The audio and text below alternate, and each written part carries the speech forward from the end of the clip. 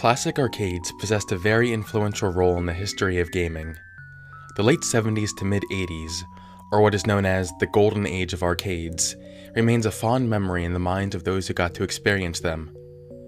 Nothing was more exciting than entering the smoke-filled rooms with a handful of quarters, while flashing bright lights emitted from the countless arcade machines.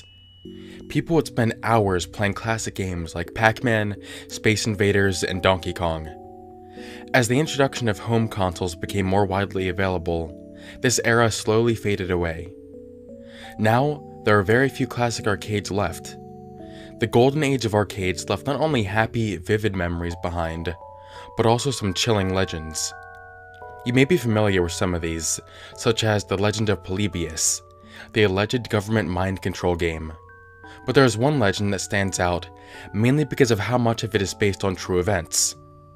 The first game to ever be associated with the death of its players, Berzerk.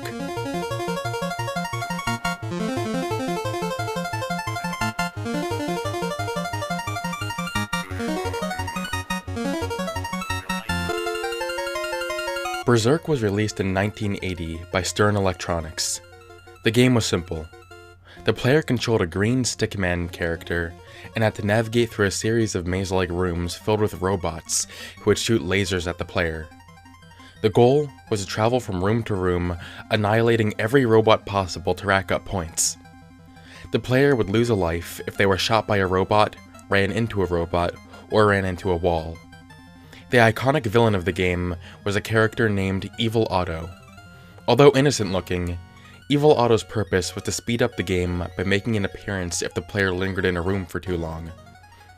Otto could phase through walls and would relentlessly follow the player around until they entered a new room. Being touched by Otto would result in the loss of another life. Frustratingly enough, there was no way to kill Evil Otto. One thing that stood out about this game was that it was one of the first of its kind to use speech synthesis. The robots had a 30-word vocabulary they would generate during certain instances. Attack the humanoid. Intruder alert, intruder alert. The implementation of this is estimated to have costed Stern Electronics $30,000. The game's use of speech synthesis, however, would not be the full reason for why this game is remembered how it is today. The story takes a turn with the events surrounding the death of an 18-year-old kid named Peter Bukowski. Bukowski was a pretty normal kid. He was 5'10", weighed around 170 pounds, and had no prior medical conditions. All around, he seemed like a physically healthy person. His pastimes consisted of him hanging out with his friends, girlfriend, and he frequented a nearby arcade called Friar Tuck's Game Room. According to Tom Blankley, former owner of the arcade, Bukowski spent most of his time here playing Berzerk. On April 3rd, 1982, however, something happened that nobody was prepared for.